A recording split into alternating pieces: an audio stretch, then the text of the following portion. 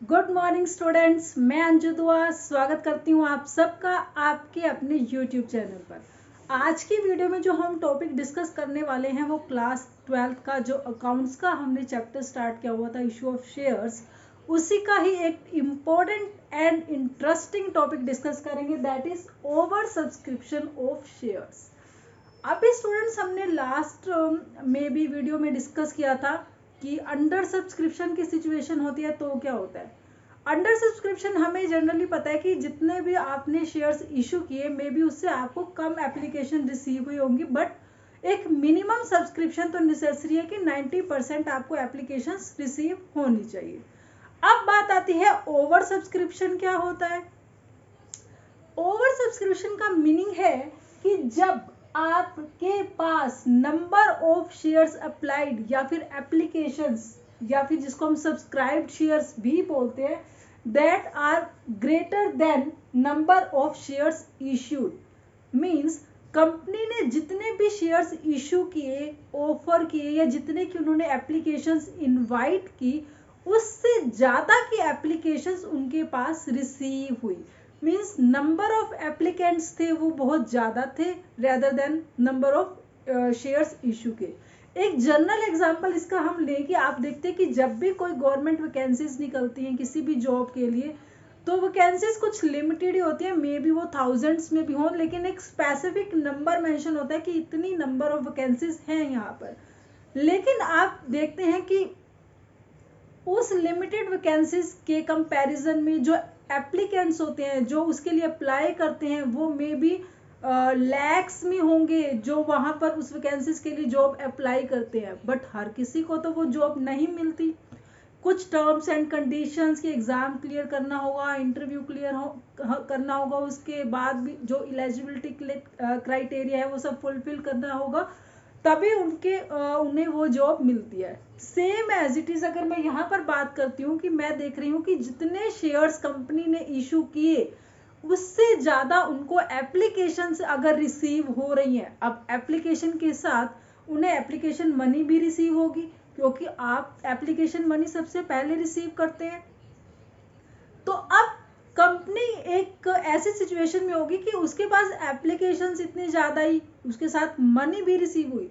देखो एप्लीकेशंस, अगर एक खाली एप्लीकेशन आने से मे बी ना भी इफेक्ट पड़े, बट क्योंकि आप उन शेयर्स के साथ एप्लीकेशन मनी भी रिसीव कर रहे हैं, तो अब कंपनी को क्या डिसीजन लेना होगा, वो क्या स्टेप ले, किन लोगों को शेयर्स इशू करे, किन को नहीं करे, सारी एप्लीकेशंस रिजेक्ट कर दे या फिर कुछ एक क्राइटेरिया डिसाइड करें कि किस बेसिस पर हमें शेयर्स अलॉटमेंट करने हैं, तो वो हम स्टडी करेंगे ओवर सब्सक्रिप्शन के अंदर।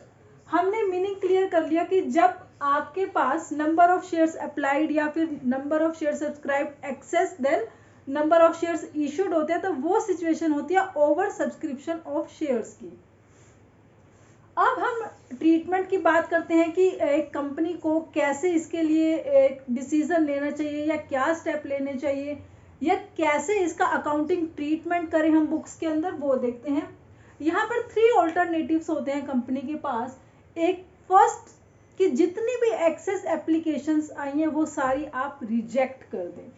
Rejection of excess application, company ने इशू किए मे बी 20,000 शेयर्स, बट अगर एप्लीकेशन आपके पास 30,000 शेयर्स की आई हैं, तो इट मीन्स जो 10,000 की एक्सेस एप्लीकेशंस आई हैं वो आप रिजेक्ट कर दें। इसके लिए भी कुछ टर्म्स एंड कंडीशन कंपनी को डिसाइड करनी होगी कि वो कौन सी 10,000 एप्लीकेशंस को रिजेक्ट करे। मे बी फर्स्ट रिसीव वाली वो क्राइटेरिया चूज करे या फिर अदर कोई क्राइटेरिया वो आपके मेंशन होगा। सेकंड हम आ जाते हैं प्रोरेटा अलॉटमेंट। यहाँ पर कंपनी को डिसाइड करना होता है कि अगर किसी शेयर होल्डर ने 4 शेयर्स के लिए अप्लाई किया है, यहाँ पर कंपनी एक रेशियो डिसाइड कर देगी कि अगर जिन्होंने 4 शेयर्स के लिए अप्लाई किया उनको हम 2 अलॉट कर दें, या फिर जिन्होंने 3 शेयर्स के लिए अप्लाई किया उनको हम 1 शेयर अलॉट कर दें। तो कुछ एक यहाँ पर प्रोपोर्शनेट शेयर्स इशू किए जाते हैं।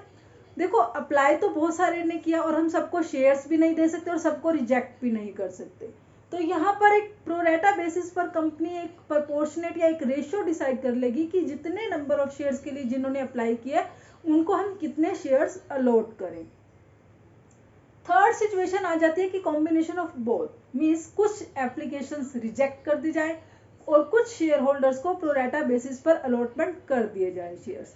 तो बेसिकली ओवर सब्सक्रिप्शन के अंदर जो एक इम्पोर्टेंट थिंग है वो यहीं पर आ जाती है कि जब आप बेसिकली कॉम्बिनेशन हम लेते हैं, क्योंकि कॉम्बिनेशन के अंदर ही आप कुछ एप्लीकेशंस रिजेक्ट करेंगे और कुछ को प्रोरेटा बेसिस पर अलॉटमेंट करेंगे, और फिर जो एक्सेस मनी आई है उसके लिए हम क्या प्रोविजन करें वो अभी हम डिस्कस करते हैं।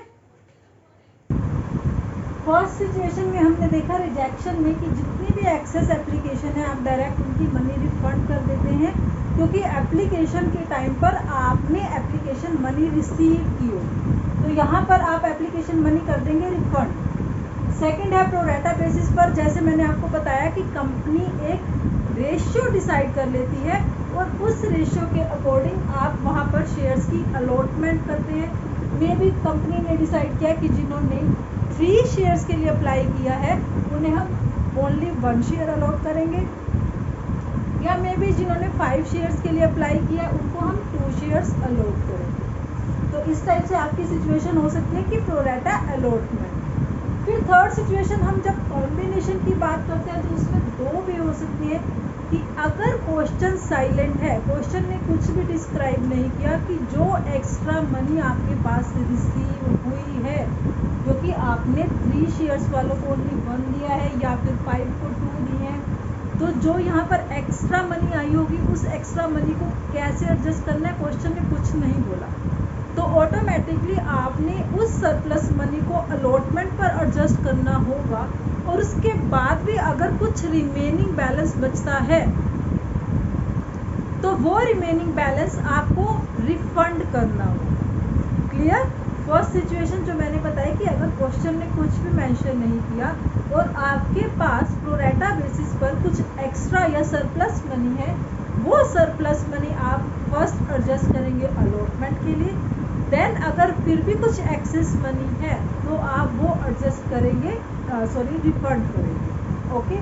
सेकंड क्वेश्चन आपको सिचुएशन बता सकता है कि क्या करना है, कैसे एडजस्ट करना है। अगर क्वेश्चन आपको स्पेसिफिकली मेंशन कर रहा है कि जो भी सरप्लस मनी है फर्स्ट आप अलॉटमेंट पर एडजस्ट करें, अगर इन केस तभी भी रिमेनिंग है वो आप कॉल्स पर एडजस्ट कर सकते हैं। बट आपको यहाँ पर एक चीज़ कंसीडर करनी होगी कि जब आप अलॉटमेंट में ट्रांसफ़र करते हैं एक्सेस मनी, तो वहाँ पर आपको शेयर अलॉटमेंट को ही क्रेडिट करना होगा।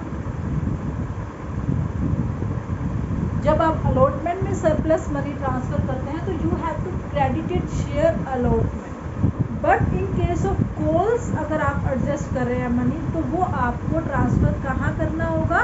हमने लास्ट वीडियो में डिस्कस किया था कि जब कॉल्स की आपके पास एडवांस मनी आती है तो उसे आप ट्रांसफ़र करते हैं कॉल्स इन एडवांस। तो इन केस अगर आपको क्वेश्चन मेंशन करता है कि अगर अलॉटमेंट पर एक्स्ट्रा मनी ट्रांसफ़र करने के बाद भी सरप्लस मनी है, then that money will be transfer to calls in advance.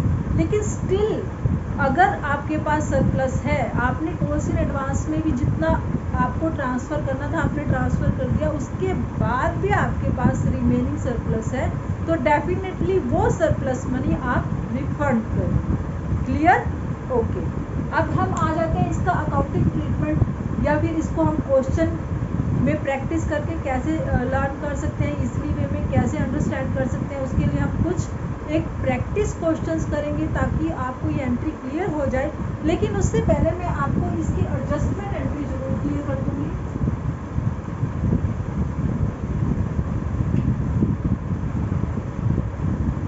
First entry आपको पता ही है कि आप मनी रिसीव करते हैं एप्लीकेशन में, तो आप फर्स्ट एंट्री सेम करेंगे, bank account debit to share application.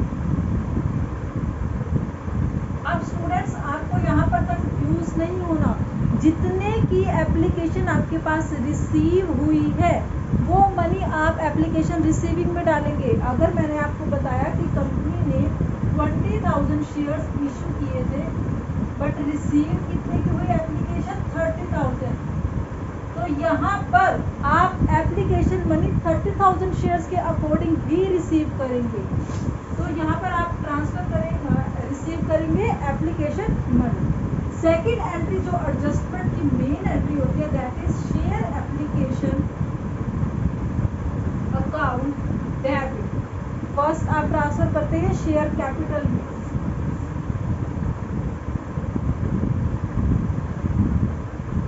यहाँ पर आपको मैं मेंशन कर रही हूँ कि एप्लीकेशन रिसीविंग मनी, जितने की एप्लीकेशन आपने रिसीव की, यहाँ पर हम ट्रांसफर करेंगे टू शेयर कैपिटल। अब शेयर कैपिटल में जो मनी जाएगी वो इश्यूड शेयर की, कंपनी ने कितने शेयर्स इशू किए थे उसके अकॉर्डिंग आप यहाँ पर ट्रांसफर करेंगे। Number of issue shares multiply by face value of share. फिर अगर आपके पास जो सरप्लस मनी है उसे हम ट्रांसफर करेंगे तो share allot,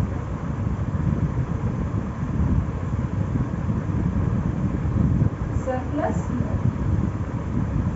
still remaining surplus, तो आप ट्रांसफर करेंगे टू कॉल्स इन एडवांस, और इसके साथ आप करेंगे लास्ट में टू बैंक। अब इसमें दो केसेस हो सकते हैं कि जिनकी एप्लीकेशन आपने टोटली रिजेक्ट की वो आप मनी रिफंड करेंगे, और इसके साथ साथ अभी भी अगर आपके पास कोई सरप्लस मनी थी तो वो भी आप रिफंड करेंगे। Rejected share money